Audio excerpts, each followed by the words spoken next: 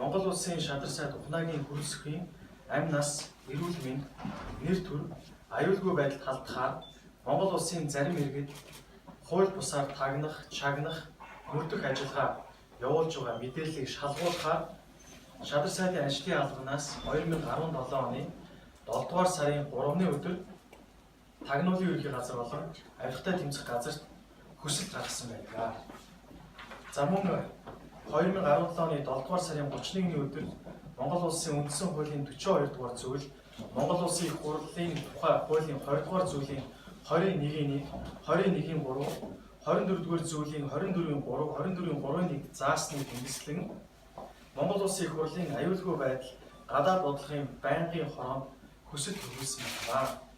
Гэвч одоо авиргатай тэмцэх газраас өнөөдөр буюу 8 дугаар сарын 25-ны өдөр хэвлэлийн багтаал хийх үеэрээ Монгол улсын шадар сайд хөрөлсөх 7 дугаар сард өөрийн төрсөн дүү Отгон Баяр болон хамаарал бүхий хамаатны хүмүүсээрээ дамжуулан өөрийгөө мөрдөн мөшгсөн учраас яллагдагчаар татах саналыг нийслэлийн прокурорын газарт хүргүүлчихсэн.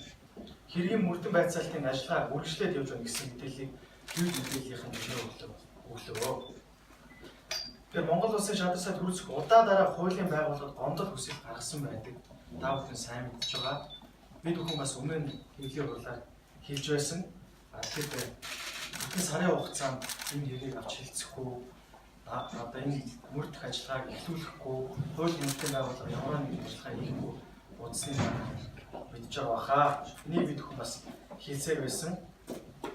Тэгэхээр тагнуулын ерхий газар, авиргатай тэмцэх газар 2 сар гаруй хугацаанд энэ хэргийг үнэн зөв шийдэх талаар дөрөвтэй ямар ч алхам хийгээгүй атлаа.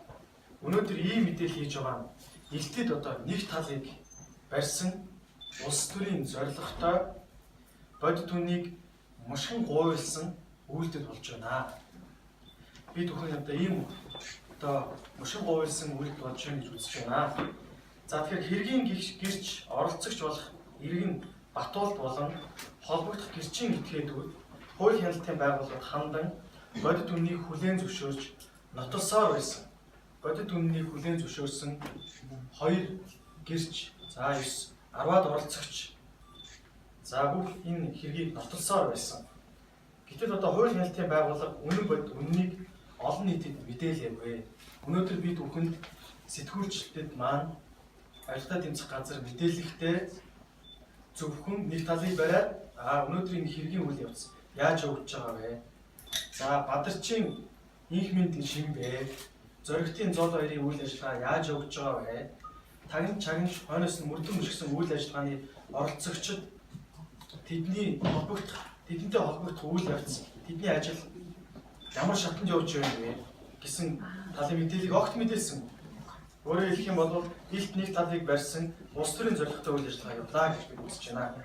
Ингээд авиргатай тэмцэх газар болон тагнуулын ерхий газрын холбогдох албан тушаалтнуудын гаргаж буй өнөхөө үйлдэл нь зарим төрийн өндөр дээр албан тушаалтан хүссэн үедээ улс төрийн зорилгоор хууль хүчний байгууллагыг өөрийн эрх ашигт үйлчлүүлж байгаа үгээр батлагдж байгаа.